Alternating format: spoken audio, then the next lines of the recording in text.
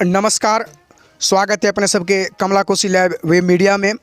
एखन हम सब पिपरोलिया पंचायत में पहुँचल छी, जतऽ युवा उम्मीदवार मोहम्मद फारूक जी छथि जे मुखिया के प्रत्याशी छथि। और आओ हिनका से पहले हम परिचय कराबी। सबसे पहले मैं कमला कोशी लाइव के चैनल के माध्यम से मैं आप सभी को बहुत बहुत धन्यवाद करता हूं, जो आप लोग मेरे पास पहुंचे हैं मेरा इंटरव्यू लेने के लिए। मुझे बहुत खुशी हुई कि आप मेरे पास आए हैं, उसके लिए मैं बहुत बहुत धन्यवाद देता हूं। आपका ये पहला चुनाव है या इससे पहले चुनाव लड़े थे? नहीं, ये मेरा फर्स्ट चुनाव है।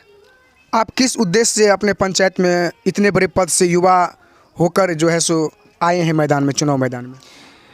मैं 1.5 साल से पंचायत में हूँ, तो मुझे लगा नहीं, पंचायत में युवा की ज़रूरत है और मेरे अंदर शौक़ है, जज्बा है कि समाज सेवा करने की, तो मैं समाज सेवा करने के लिए पंचायत में उतरा हूँ। अगर हम बात करें आपके पंचायत के विकास की गति की, तो क्या है आपके पंचायत के विकास की गति? पंचायत के विकास की गति बहुत धीमी है, जिसकी हम व्याख्या नहीं की जा सकती। बहुत धीमी है, जो होना चाहिए वो नहीं हो रहा है। सरकार द्वारा जो है सो बहुत सारे योजना दिया गया था, जो स्ट्रीट लाइट वगैरह, सड़क निर्माण, नली गली पक्कीकरण योजना, इंदिरा आवास योजना जिसको प्रधानमंत्री आवास योजना कहते हैं, नल जल योजना, वृद्धा पेंशन योजना, शौचालय योजना, मनरेगा और नरेगा के तहत बहुत सारे काम जो है सो गरीबों को दिया जाता था। इसकी अगर हम स्थिति की बात करें तो आपके पंचायत का क्या है? और आप जो अभी चुनाव लड़ रहे हैं तो शायद इससे पहले से ही आप मेहनत करते होंगे अपने पंचायत के लिए, तो आप ज़रूर जो है सो कहीं ना कहीं इसके लिए जो है सो आप अपने सामने वाले से ज़रूर प्रस्ताव रखे होंगे कि ये काम क्यों नहीं हो रहा है। तो ये सब के बारे में आप बताइए। जितना भी बात आप बोले हैं, एक भी काम नहीं हुआ है पंचायत में। जितना आप नाम बोले, स्ट्रीट लाइट की बात करते हैं आप, तो हमारे पंचायत में, आप पूरे पंचायत में घूम लीजिए, कहीं भी एक भी लाइट अगर मिल जाए तो फिर मुझे बताइए। एक भी लाइट नहीं लगा हुआ स्ट्रीट लाइट। रह गई नाली की बात, तो नाली भी लगभग हमको लगता है पंचायत में नहीं बना। अब हमारे मैं 11 नंबर वार्ड से बिलोंग करता हूँ। 11 नंबर की बात ही बता रहा हूँ मैं पहले, और ये आपकी सामने की बात है, देख लीजिए। इसमें नाली की इतनी ज़रूरत है, मैंने रिक्वेस्ट किया मुखिया जी से, वार्ड मेंबर से भी मैंने रिक्वेस्ट किया कि नाली की बहुत ज़रूरी है, नाली यहाँ होनी चाहिए। तो पहले तो बताया कि वार्ड मेंबर की नाली है ही नहीं। फिर मैंने उसको बोला कि लिखित में आप मुझे दीजिए कि नाली नहीं है, तो उसने बोला कि नाली थोड़ा ही दूर है। फिर बोला कि आप लिख के दीजिए, तो बोला कि नहीं, मुखिया जी से लिखवाएं। बोले पहले आप वार्ड मेंबर है, आप वार्ड मेंबर है, पहले आपका फर्ज बनता है, आप मुझे लिख के दीजिए कि नाली नहीं है, फिर मैं मुखिया जी से मिलूँगा, मुखिया जी से लिखवाऊँगा कि नाली है कि नहीं है। तो उसने नहीं लिख के दिया, नहीं नाली बना, नहीं रोड बना। वो नाली के चक्कर में रोड भी अभी तक नहीं बना हुआ है। तो यहाँ बहुत ज़रूरी है नाली का 11 नंबर वार्ड में। ऐसे ही करके आप वार्ड नंबर 1 रेवाड़ी चले जाइए, वहाँ भी रोड की स्थिति बहुत बुरी है। वार्ड नंबर 2 कनकपुरा चले जाइए, आपको रोड कर देख कर कुछ समझ में नहीं आएगा, वो हालात बना हुआ वहाँ की रोड के। इसी तरह बहुत सारा वार्ड है, हमारे पंचायत में 14 वार्ड है। आप घूम लीजिए, आपको पता चल जाएगा रोड और नाली की स्थिति क्या है, सच्चाई। अगर मैं बात करूं कि आपके हिसाब से पंचायत कैसा होना चाहिए और पंचायत में विकास कैसा होना चाहिए, क्योंकि आप उभरते हुए युवा हैं और हमारे बिहार में जो पंचायत चुनाव अभी तक हुआ है उसमें बहुत बदलाव हुआ है, और उस बदलाव के बयार में हर जगह जो है सो लगभग युवा ज़्यादा जीते हैं। तो आपके हिसाब से पंचायत कैसा होना चाहिए और पंचायत में विकास किस ढंग से होना चाहिए? देखिए, हमारे हिसाब से मैं चाहता हूँ कि हमारा पंचायत आदर्श पंचायत हो।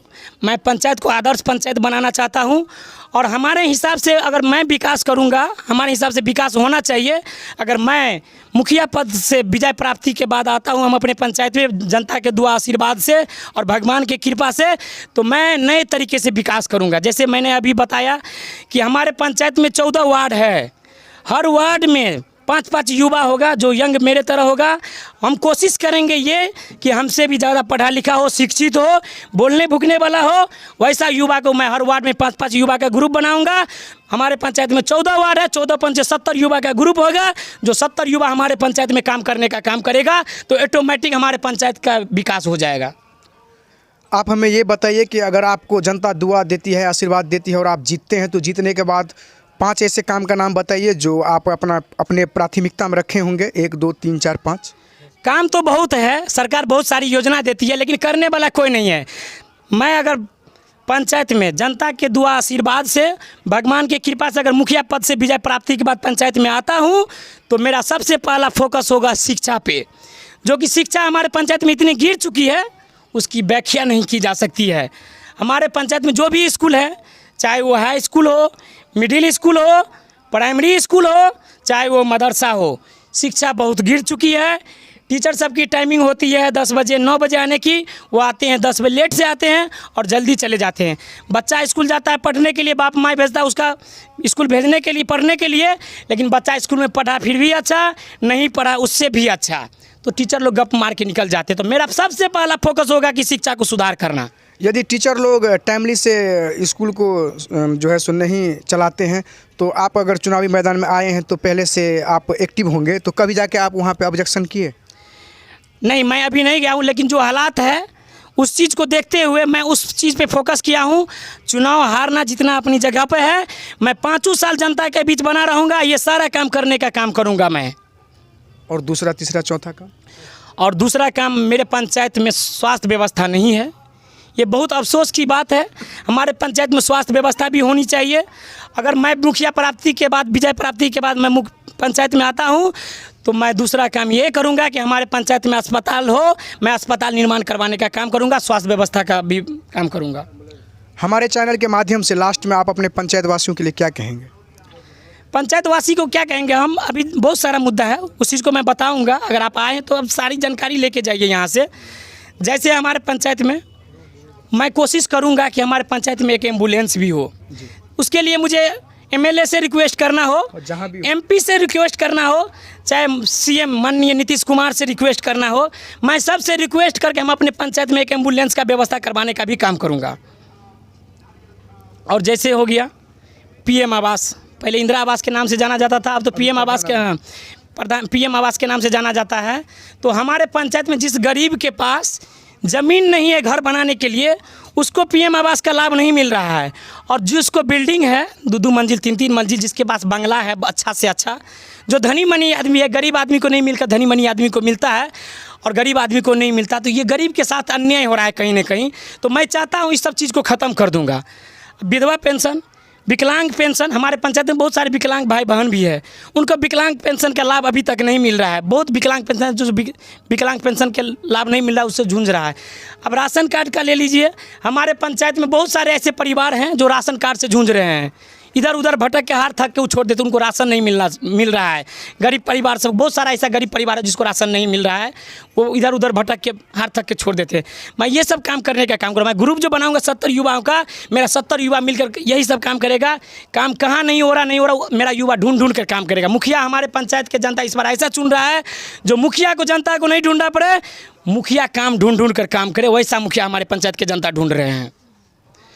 और रह गई बात स्ट्रीट लाइट की हमारे पंचायत में, तो पूरे पंचायत में आप घूम लीजिए, भ्रमण कर लीजिए हमारे पंचायत को, कहीं भी एक लाइट दिख रहा है कि सामने भी कहीं नहीं है ना, खंबा सामने दिख रहा है, इसमें भी लाइट नहीं। इसमें क्या, पूरे पंचायत घूम लीजिए, 14 वार्ड घूम लीजिए, 14 वार्ड में आपको एक भी लाइट देखने को नहीं मिलेगा। मैं अगर विजय प्राप्ति के बाद आता हूँ पंचायत में, तो मैं ये सारा काम करने का काम करूँगा। और आप कुछ कहना चाहेंगे? मैं अब यही कहना चाहूँगा कि पिपलिया पंचायत के हर जनता से कि मेरा रिक्वेस्ट है कि आप लोग मुझे आशीर्वाद दें, और आशीर्वाद के साथ साथ वोट भी दें। और इस बार मौका है बदलने की। अगर विकास चाहते हैं, अच्छा विकास चाहते हैं, अपने पंचायत में अच्छी शिक्षा चाहते हैं, अच्छा स्वास्थ्य चाहते हैं, तो इस बार आप अच्छे को चुनें, सच्चे को चुनें, शिक्षित को चुनें। और मुझे उम्मीद है कि हमारे पिपलिया पंचायत के सभी जनता मुझे वोट करेंगे और मुझे विजय प्राप्ति होगा। कैमरामैन विनीत कुमार के संग हम प्रमोद बिहारी। एहने तरह के न्यूज़ देखे के लिए सब्सक्राइब करी कमला कुशी लाइव बे मीडिया।